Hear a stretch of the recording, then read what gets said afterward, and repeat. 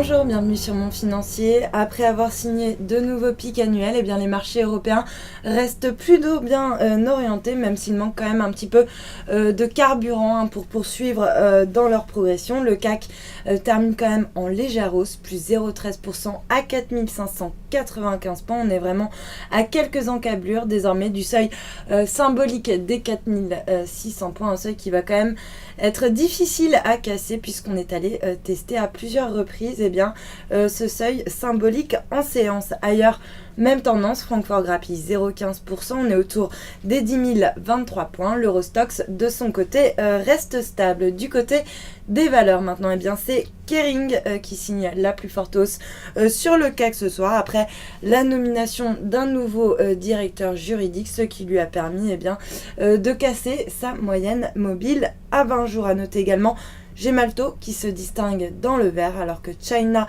Telecom aurait choisi le français donc pour le lancement commercial de ses services de paiement mobile sans contact. À l'inverse, Lanterne Rouge, le grand déclassé d'acheter à conserver par la Société Générale. À noter également Orange qui signe l'une des plus fortes baisses alors que selon les Échos, le groupe n'a pas trouvé d'accord avec Canal+ pour qu'il investisse dans son site de vidéo en ligne Dailymotion. Et puis à noter également Vallourec qui perd pas mal de hauteur, le titre qui est plombé par une note de JP Morgan qui a baissé son objectif de cours à 41 € sur le dossier. Puis à l'inverse, sur le SBF 120, Rémy Cointreau qui signe la meilleure performance après une note favorable de Gilbert Dupont qui estime que les résultats devraient s'améliorer à compter du second semestre dans un marché mondial des spiritueux qui reste quand même globalement bien orienté sur les segments haut de gamme, domaine dans lequel est spécialisé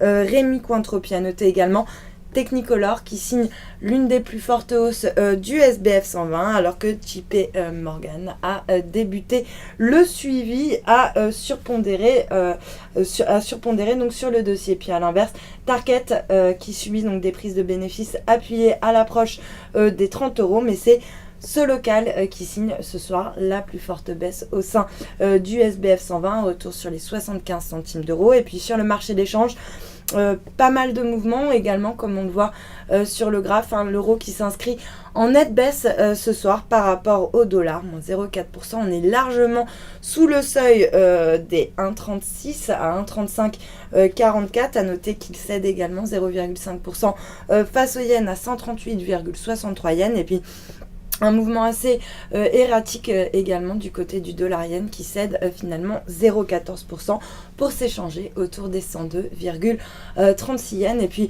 pour terminer, l'once d'or qui repart à la hausse ce soir pour s'échanger autour des 1260 $ l'once. Voilà pour la clôture des marchés. Passez une excellente soirée. À demain.